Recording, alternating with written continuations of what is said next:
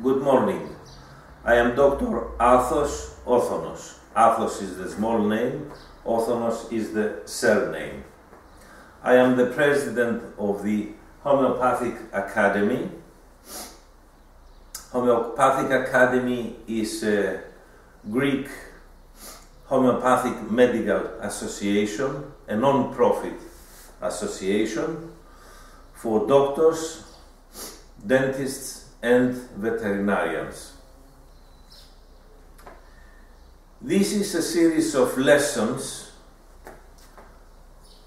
free e-learning lessons, international lessons in English language, conducted by Homeopathic Academy in cooperation with the Homeopathy Data Bank for Classical Homeopathy and the Marathon International Summer School of Classical Homeopathy.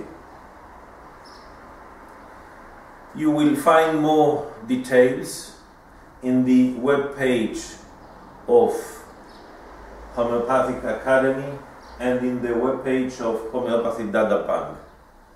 The web page is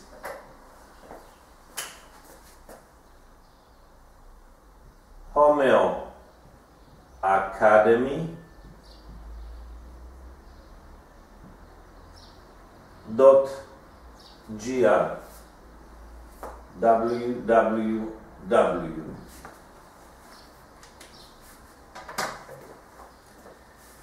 Our aim is to teach to medical doctors, dentists and veterinarians classical homeopathy, and especially what we call here in Homeopathic Academy classical, miasmatic, constitutional,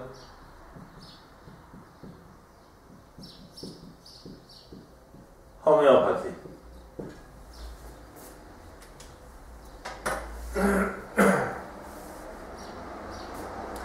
First things first. I believe that the best way to introduce someone to a certain field is to talk to him about your introduction as a person in that field. So I will talk to you about homeopathy. Our lesson today is Introduction to homeopathic medicine in general. So I will talk to you about my introduction to homeopathy, to homeopathic medicine. When I was very young, a little child, I had this amazing experience with nature. I felt the universal feeling of unity with the universe, with nature. I remember in the summer, I lay down in the fields, my back on the ground, my face facing the sky, arms and legs spread, feeling the breeze, the sun, hearing the birds, seeing the plants. I felt that I was one with all this, with the universe. And this made me feel greatly wise and happy. Since I was one with all these things, I knew about all these things. This dream went aside when I started thinking, using more my brain instead of my heart. At high school,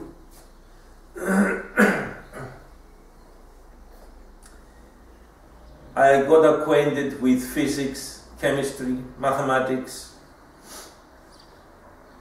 and I said to myself, well, there must be some universal laws that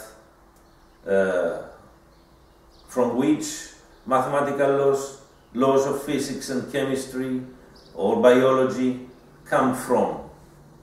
And these great universal laws can explain anything and can explain our life and the phenomena of life.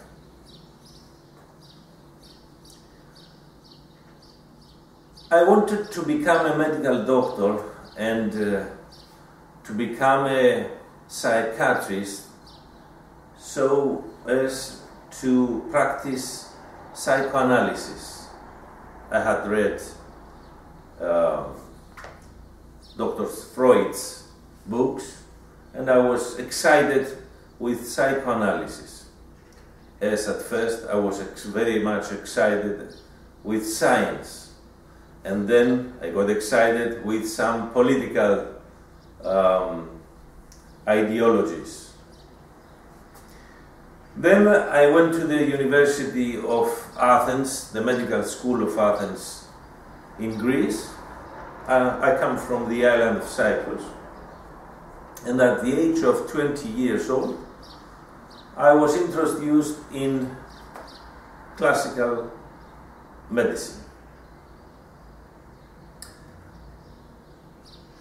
At the third year of my studies, I was a little bit disappointed because I got acquainted with psychiatry and classical medicine, allopathic medicine, and things got out of hand. What do I mean by that? I was a very good student, yet I didn't like the way that allopathic medicine thought about man, examining only the physical body, saying that this is a physical disease, this is a mental disease. For physical diseases we give medicines for the body, for mental diseases we give chemical medicines, drugs that act on the brain, on the physical body again. And what we call emotions, soul, psyche, was out of the question. The mental functions were considered, and emotions and behavior and ideas were considered much like secretions of the brain, chemical secretions of the brain. And what could be thought as the amazing multi-level human being was set aside. That was the time that I got acquainted with homeopathy. Before that, I was acquainted also with acupuncture theory, the theory of yin-yang, the Wilhelm Reich theories about orgone, energy,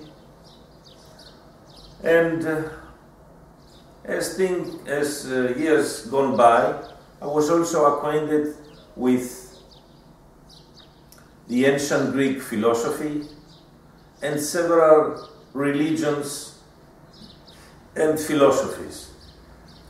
In the beginning, I was, as all young people are, fanatic.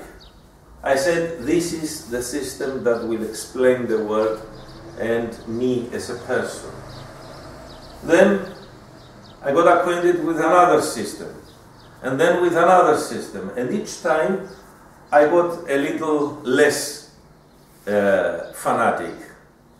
The same excitement, less fanatic. Because as years gone by, I found that there is a common truth in all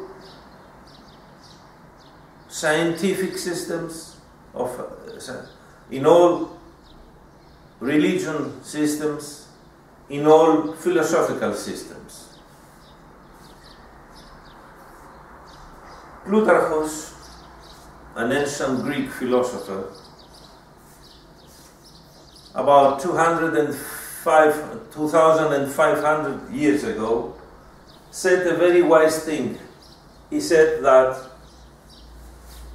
truth is a mirror in the sky. It fell on earth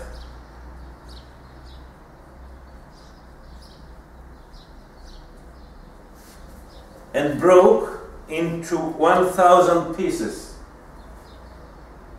Since then, each human being trying to find the truth, when he finds one small piece of the truth, he thinks that he found all the truth, and he gets fanatical. So, whether we examine the fragments of truth that are in the earth level, in the human level, either it be science, religion, all kinds of religions, all kinds of philosophies, we get one part of the truth, not the whole truth. Only in the sky, only in the upper levels, one can come in touch with the whole truth and be one with the truth. That reminds me of what I told you about when I was a little child, and because of my innocence, I felt that I was one with the truth, one with the universe, one with the supreme being, whatever you can call it, nature, God, universe, and so on. It's the same thing. So, I got acquainted with homeopathy. What really amazed me in homeopathy is that there were certain laws that guided the approach of man and the phenomena of health and disease.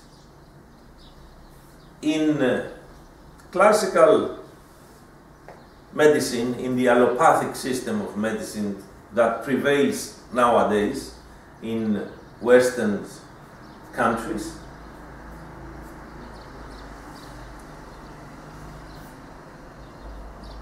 there aren't any general laws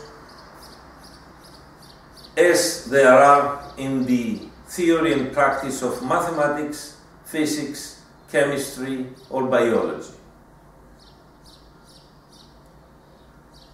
We approach each disease with certain diagnostic tools, and after some research, we administer chemical drugs that act on a certain level, on a certain pathogenetic path, in order to alter the course of the disease or alter the symptoms. Yet, most of the times, what we do is two things. We act on the physical level,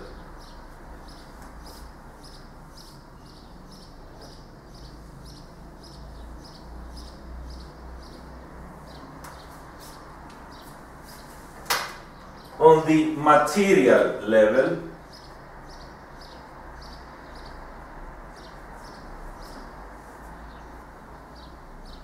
and we merely, most of the times, suppress symptoms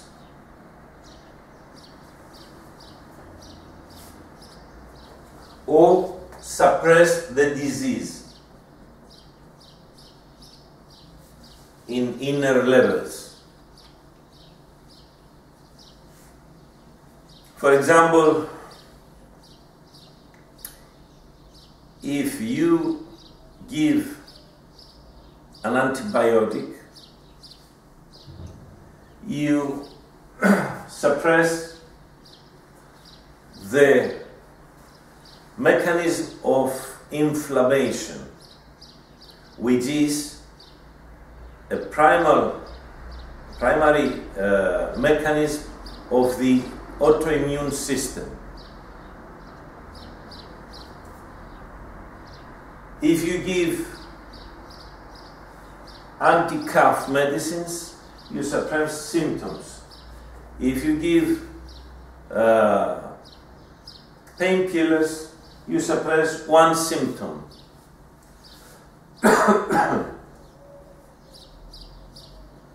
In homeopathy, we believe that there are more than one levels in the human being.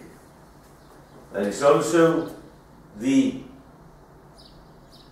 level of vital force,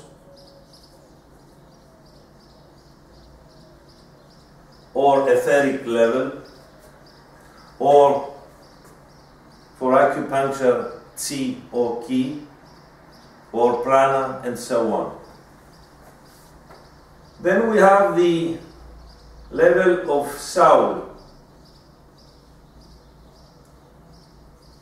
or psyche, as we call it in Greece. And then we have the spiritual level.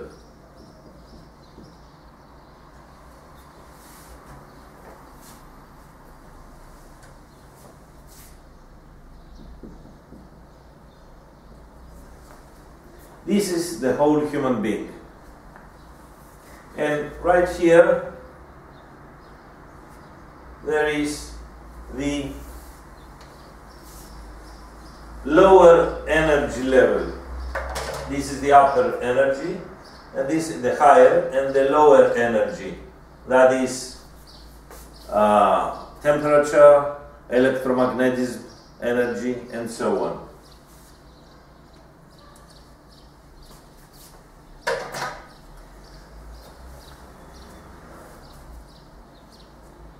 There are some universal laws that guide science in general, physics, chemistry, mathematics. The last 50 or 100 years, physics, mathematics, and biology have gone from the examination of only the material level to the examination also of the energy level, the etheric level. So we talk about energy levels in physics or chemistry or biology. These kinds of energies. Yet the allopathic therapeutic system has stayed in the material level, in the examination of the material level, and refuses the existence of the vital force. Although, even in allopathic therapeutic system, when it comes to diagnostic methods, scan, ultrasound, laser, and so on, we use methods, diagnostic methods, that have to do with the lower energies of the body or of nature. And even in the therapeutic tools, we use electromagnetism and ultrasounds for therapy. Yet when we come to the treatment of diseases, most of the times we use material drugs. Homeopathy has gone a step forward And Hahnemann, the founder of homeopathy, about 250 years ago, he was a medical doctor in Germany. He practiced classical medicine. He studied medicine and chemistry. He was a very good doctor with fame and results, as he thought. And one of his daughters got sick and died, despite his efforts to save her. He was so shocked, and he said to himself, if I practice classical medicine and I can't help my daughter and she dies, then something is not going well. He stopped practicing medicine because he was very disappointed, and he said, I will try to study and find another system of medicine that works better. So, in order to be able to live and to care of his family, he started translating ancient Greek medical books and other books in German language, and night by night he stayed awake and started to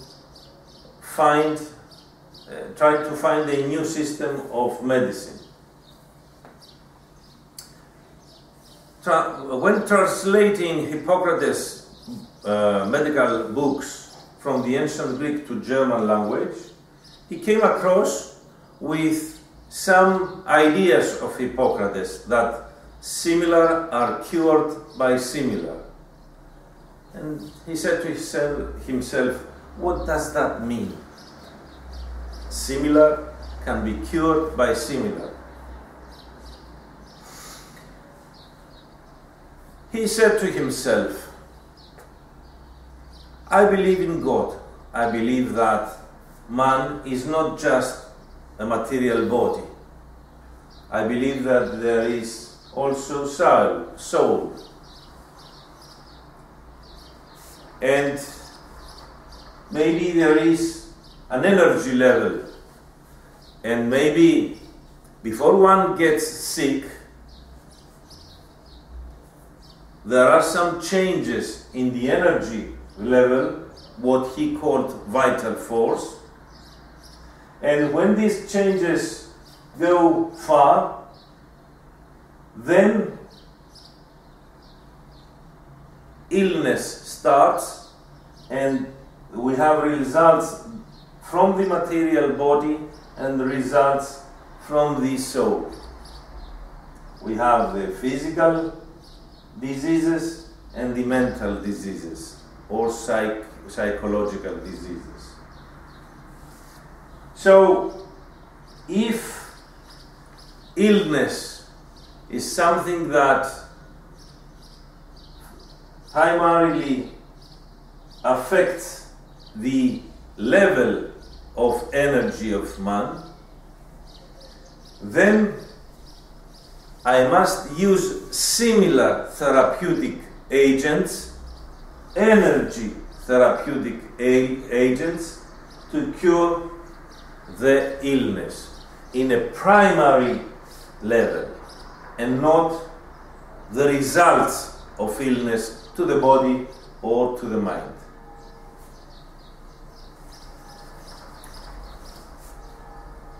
Yet, this was not easy. Being a chemist and a medical doctor,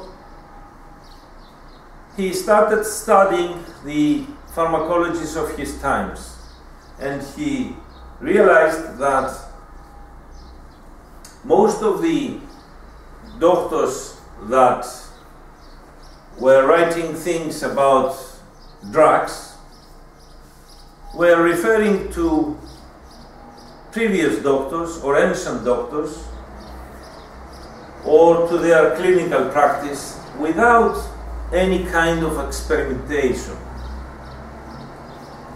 So he said, and most of the times many drugs were given at the same time, and things got confused and many side effects have existed. So he said, I must try to experiment in order to find,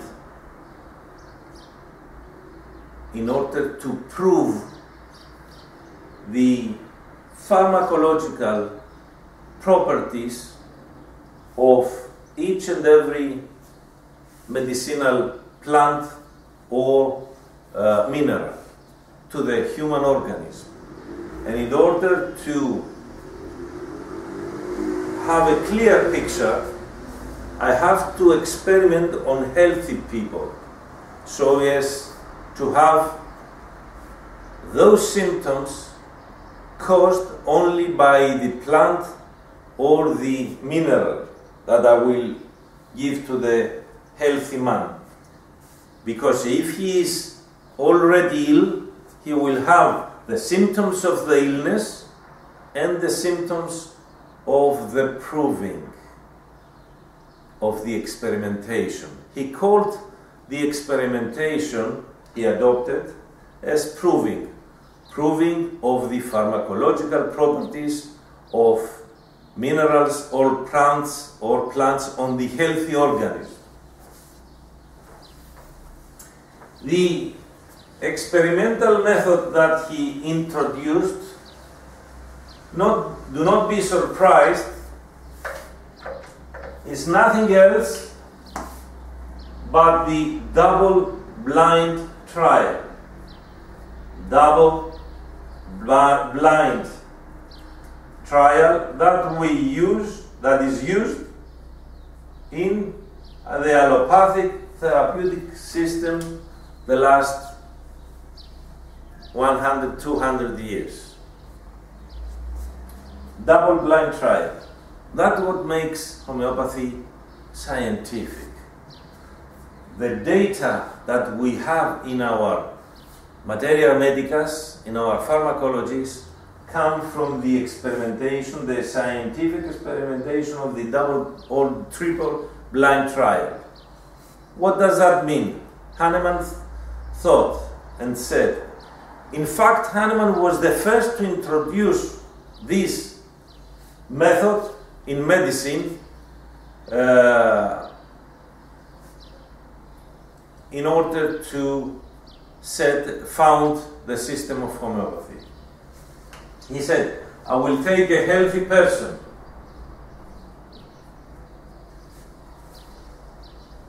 I will take two groups,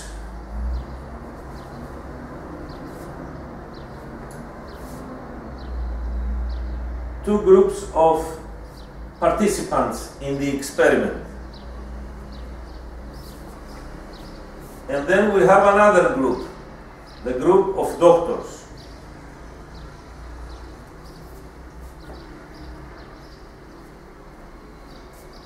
The group of doctors will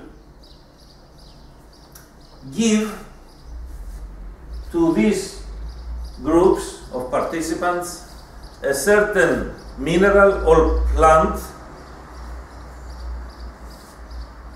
in dosages, small dosages, and one after another for some time until the participants start being intoxicated and start presenting symptoms. Then I will stop the administration of the crude element, mineral or plant, and start writing down the symptoms. None of the three groups, member of the three groups, knows who has taken the crude element or a placebo. The one group will take the crude element, plant or mineral. The other group will take a placebo drug with nothing in it. But none of them will know who took the crude element or the placebo, not even the doctors. After the end of the experimentation, the doctors will open the file and see who took the crude element or the placebo. And then they will see the symptoms and signs noted down from all the organic systems and from the mind. And this data, that is the physical and psychological or mental symptoms and signs, will be the proving picture,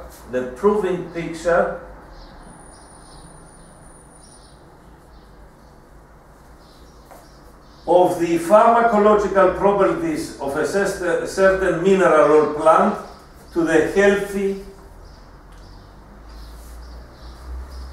man. So he experimented with several minerals or plants of his times, mostly and at first those that were considered medicinal, therapeutic,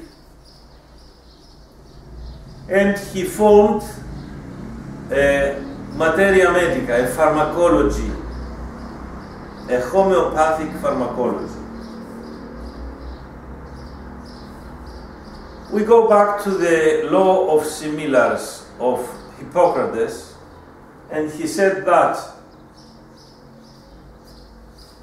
I have certain proving pictures, experimental proving pictures on healthy subjects.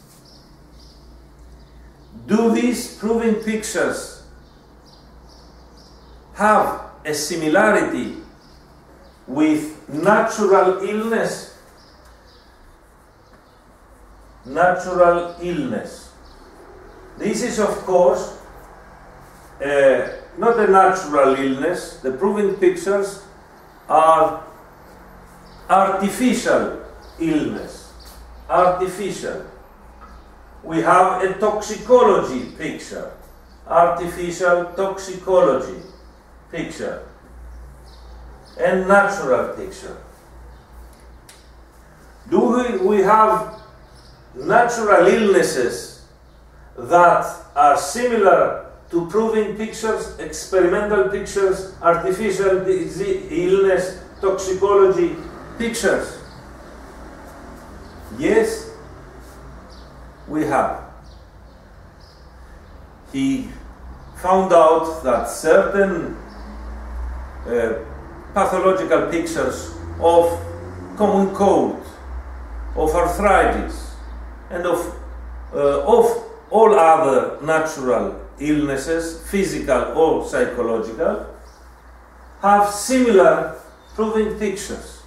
So he said, I will take that plant or mineral that in experimentation revealed this proving picture to healthy subjects, and I will give it, I will administer it to a patient that suffers from a natural illness. And then, by acting in a similar way, I will have cure. Yet, there was no cure. At first, there was an increase of the symptoms of the illness, but no cure. He said to himself, I will give lower dosage, I will lower the dosage. I will give a smaller dosage. And he did so. He found out that the original aggravation of the symptoms got less and stopped, but there was no therapeutical effect. He thought that he could do something else in order not to act with a material drug at an illness that originated from the energy level. In order to be similar, not only there should be a similarity of the proving picture with the natural illness, but the drugs, the means, the agents that he would use should be similar to the illness. Since illness was primarily of energy nature, he should try to create energy drugs, energy therapeutic means. How could he do that? It was something common at his times. In order to make any drug more strong, to not only to dilute it, but also to suffuse it. So, to shake it, let's say, to suffuse it. So he took a tube made of glass. He took the original mineral or plant. He diluted, he made a mother tincture, and he took the mother tincture and he diluted it 1 to 100. He took one dosage, one part of the mineral or the plant, and 99 parts of either distilled water or pure alcohol. And he made the first decimal, the first 100th dilution, and then he started suffusing it with a certain amount of force from one hand to the other. 1 time, 2 times, 3 times, and so on. He did that for several times, and he named this first dilution and suffusion procedure as the first potentization, from the word potency, that is, that made the original substance more potent, more strong. He did that several times, and he named first potentization, second potentization, third potentization, and so on. After some potentizations, after the third, fourth, fifth, when he administered the homeopathic energy medicine he created from the material medicine, when he administered it to patients that suffered from similar illness, he found out that he could cure not only the symptoms, but the whole illness of the patient. And that's how he established the homeopathic therapeutic system. I will not go into details. I just want to give you a general picture. You can find all the details in my books, in the web page in my web page, or the web page of the Homeopathic Academy, or the web page of the Homeopathy Data Bank. I want to give you a general idea of what is homeopathy. This is an introductory lesson to homeopathy for people that don't have any idea about homeopathy. So he managed to create a materia medica, a pharmacology, a homeopathic pharmacology,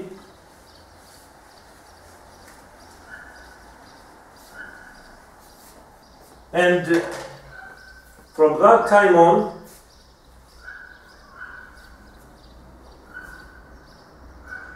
when a patient came to him with a certain illness, he asked the symptoms and signs of the illness. He would individualize the symptoms, that is, he took the modalities of the symptoms, that is, how this symptom changed according to time, space, temperature, and the psychology of the patient. We had a colitis with a certain pain. Where did this pain, how did this pain start? At what time of the day? What time of the day got worse? How was it affected, this symptom, by temperature or by motion, and so on. And the complete image of the symptoms was the picture of the illness, of the natural illness. He went to the materia medica, the homeopathic materia medica, and he tried to find the similar picture as to these symptoms and whole picture. And he administered the energy homeopathic medicine according to the law of similars.